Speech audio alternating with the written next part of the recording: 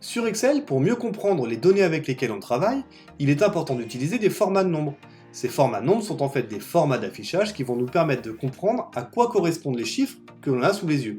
Ici on a des chiffres de chiffres d'affaires, mais on ne sait pas si ce sont des euros ou des dollars. Ici on a des chiffres de quantité vendue, mais on ne sait pas ce qu'on a vendu. On va donc essayer de faire afficher une unité derrière ces chiffres. Alors effectivement, les contenus de cellules sont visibles dans les barres de formule. Ici, on voit que 2540, c'est le chiffre directement. Et ici, on voit que 7620, en réalité, c'est B4, la cellule d'à côté, multipliée par 3. Ça, c'est le contenu des cellules. Et ce que l'on voit devant nous ici, c'est l'affichage qu'Excel en fait. Ce qui veut dire que si je me mets dans 2540 et que je veux dire que ce sont des voitures que j'ai vendues, je ne peux pas me mettre ici, faire espace et taper voiture avec un S. Tout simplement parce que si je fais entrer, je vais avoir un problème à côté parce que Excel n'est plus capable de faire la cellule d'à côté, c'est-à-dire dans laquelle il y a des chiffres et des lettres, multipliées par 3. Comment est-ce qu'on multiplie des lettres par 3? C'est pas possible. Donc on va trouver une autre astuce qui est le format de nombre. Je vais par exemple sélectionner toute ma colonne de chiffre d'affaires, venir dans Accueil et venir dans le bandeau ici avec les formats de nombres, dans le menu déroulant, chercher un format de nombre qui correspond en l'occurrence monétaire. Je vais même passer par le petit raccourci pièce pour afficher directement le format monétaire.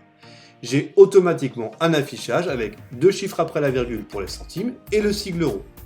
On va faire de même pour les voitures que l'on a vendues. On va sélectionner la colonne, Accueil, le menu déroulant. Malheureusement ici, on a des dates, des heures, des pourcentages, mais on ne trouvera pas de voiture. Autre format numérique, même chose ici, si je fouille un petit peu, je ne trouverai pas de format qui corresponde au format voiture. Je vais donc créer moi-même un format personnalisé. Je me place sur standard, puisque le contenu de ma cellule est standard, j'ai pas de chiffre après la virgule par exemple. Je viens placer mon curseur juste après le mot standard et ouvrir les guillemets. Tout ce que je vais taper derrière ces guillemets sera le nouveau format de nom.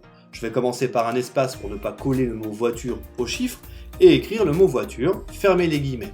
On observe deux choses. La première, c'est que dans l'exemple, on voit à quoi ça ressemblera dans l'affichage.